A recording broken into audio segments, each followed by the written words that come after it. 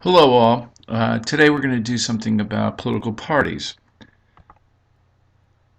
Today recently we've been discussing a number of different things about parties, but I wanted to get into sort of what the lecture was about and some important points about the reason why parties actually exist. But let's get to the definition. What is a party? We have them all over the world. We have two major ones in this country, the Democrats and the Republicans. But really, what is sort of the definition of these guys? So we kind of have two, we generally use. A group of persons who seek to control government through the winning of elections and the holding of public office. So they go for the job and they get it. A group of persons join together on the basis of certain public policies and programs. So they too want to join, but here's what the important difference is. These guys want to win elections and get into office. These guys want to adhere to their ideas and get into office. They'd rather hold on to their ideas and lose. These guys would rather change their ideas and win. So it really kind of comes down to this question. Which is the United States version? All right. Well, I've had a lot of different people answer in interesting ways on this question. So I'll kind of go straight to the answer that we usually perceive anyway, is that American parties will change over time. 100 years ago, 200 years ago, they didn't believe in the same things that they believe in today. Republicans of 1860 during the Civil War, well, we don't deal with slavery anymore when it comes to that. So winning elections really is what the American public expects out of our parties, and they will change with the times. So the parties themselves really come down to how functional they are for the country. In our country, they really come down to 5 functions. The first is nominating. They actually go out there and try to get people to run. They're the arm of politics in our country that tries to find the people to run, to go out there for these jobs. All right, so, and this is where they clearly define themselves differently than all the different groups that try to get money to influence politics or just try to get a particular policy changed or something along those lines. A party gets defined by the people that are running for power from it. The second function is informing and activating. Well, what is this?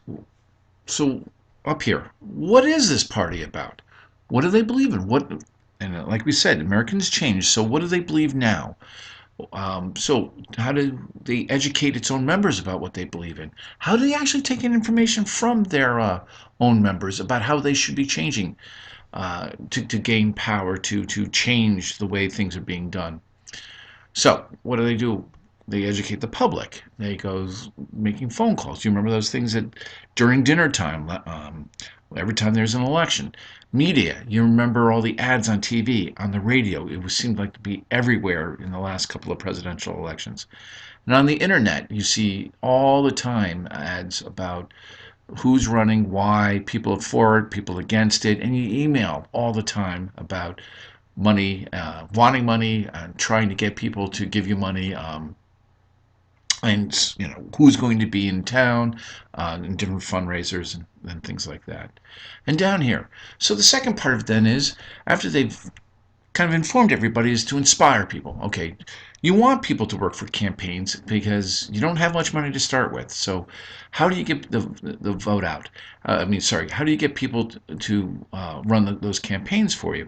But you're also trying to get the vote out. And if you work harder than the other guy, the other party at getting the vote out, you may often get more votes because you got those people energized to get out there on that Tuesday.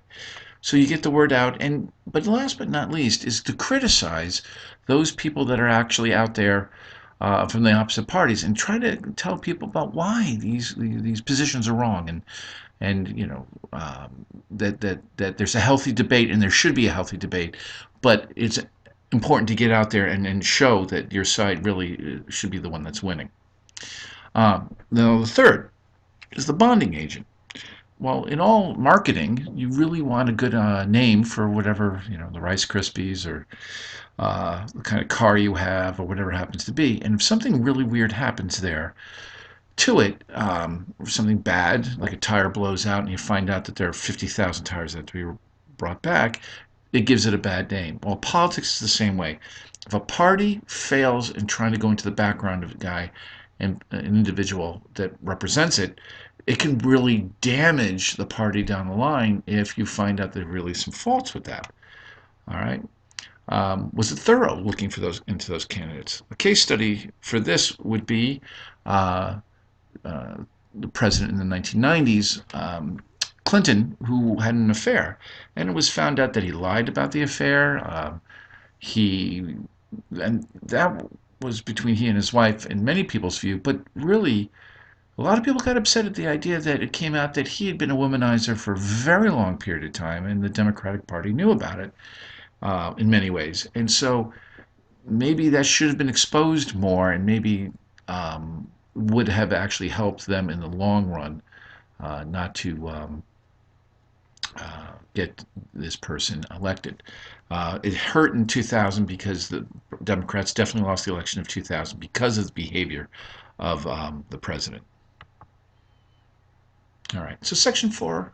Well, what happens when you actually win? You actually get the job. Well, not only are you trying to actually get the person to adhere to some guidelines of morality and civic competence and that they do their job well, um, you're trying to get when a particular person, like I have here example like a new president, he has 3,000 jobs within just a few months. I mean, sometimes you guys have one project in 3 months. The President of the United States has to pick somewhere in the neighborhood of 3,000 people to get a whole host of jobs to run one of the biggest bureaucracies in the entire world. And so the party helps you get elected, and so you have to rely on the party to get people you've never met before and trust them that they're going to do a good job for the bureaucracy, good job for the American people. And we really rely on parties to make sure that they get the best of the best that they can from their side of the equation, so the government runs well. All right, so an example obviously is new president. So, but what if you lose the election? Well, we go to the watchdog function, number 5. If you're the one that's out, you become the watchdog over what's going over the public's business, the policies that are being done, how things are being run. You're the loyal opposition, and loyal is a very, very key word because you believe in the Constitution. You believe that the government is a good thing. You believe that the government is a structure that should be there. And so you're not calling down for the destruction of the party or for the destruction of the system. You want the people that are in power out of power. And so you get on news shows, blast the ones in power for not doing their jobs. It is your job to point out where they have failed, because sometimes the press doesn't do as good a job as they think they do about trying to point out the bad things that are happening. Okay, so those are really the 5 functions about how to do this kind of thing. And most things party does will fit into one of those 5. All right, but why are there 2 parties? Well, we have 4 reasons for this. Historical is basically that we had an example from Britain, and we kind of saw that they had 2 political parties in their parliament. Tradition, we've had it from the election.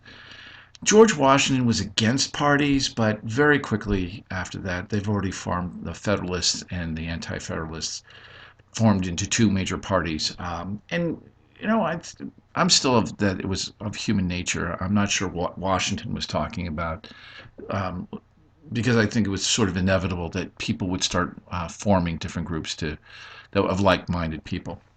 But the third also really highlights why we have two systems today, or 2 parties today, and that's the electoral. Especially in Congress, we have people that win elections by plurality, not majority. And what do I mean by that? In the top part here, this guy gets more than 50%, he's the winner. Candidate A gets 57% and he wins. But the guy down below is what our system is. If you have the 4th District of Connecticut, Himes is running and he gets 47%. It's not a majority, but he's the first. He gets more votes than anybody else. He gets a plurality and he wins. And it's what makes guarantees electorally is that these guys with the 14, Americans don't tend to, they do not like to vote for people who have no chance to win. So this person down here, the 14%, has to work, that party has to work really hard to go through not one, but two major parties to really get their ideas heard. And usually in American history, one of the two major parties above has blown up, split up, and that's why sometimes we've changed who's in those top two parties.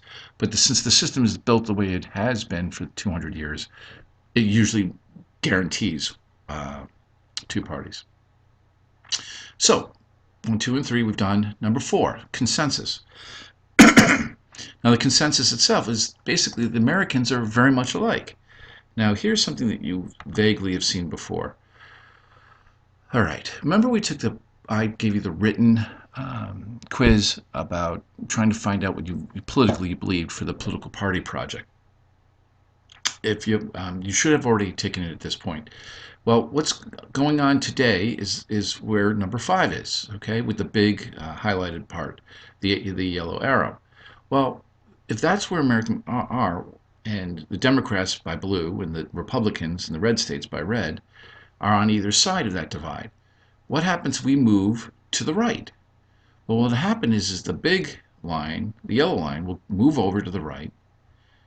The Democrats who want to win elections will move to the right to make sure they don't lose voters, and this will make the Republicans pretty happy because you're coming toward them. Now, this picture of here, of these three lines, will realign to look exactly that way because the people that are in the right over here, a number of them will actually drift to the right now because they feel like they can do more of the ideas that they were never able to touch before. Now they can actually start trying to do that. So what ends up happening is no matter what direction, left or right, Americans go, the political parties both follow almost exactly along those lines. Okay? Okay. So what it means is that Americans tend to stay very, very close to each other in terms of politics. So what happens if we have, instead of two parties, what do we have more than that? Well, you get a country like this, England. I'm going to have two examples. England's the first one. The blue is the Conservatives in England. The red districts are Labour. Lib Democrat, the Lib Dems are the yellow, and the really dark mustard yellow is the Scottish National Party. The Greens are the Welsh National Party and a lot of Irish parties. So they have a lot of different things going. And they have districts just like we do, which is why we can color coordinate this. But then there's another country like Italy.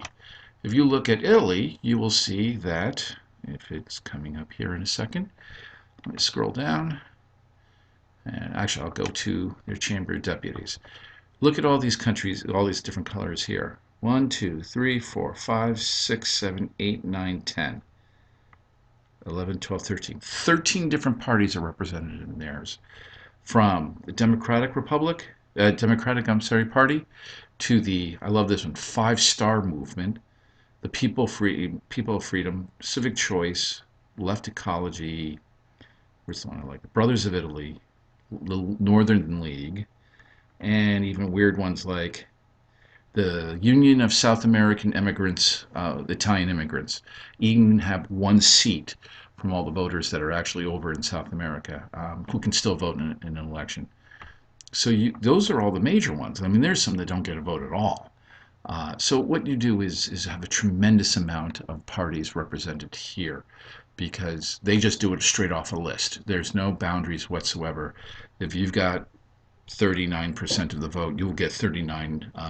You get to fill those 39 spots the way you want to. So this was an intro to political parties, and thank you very much.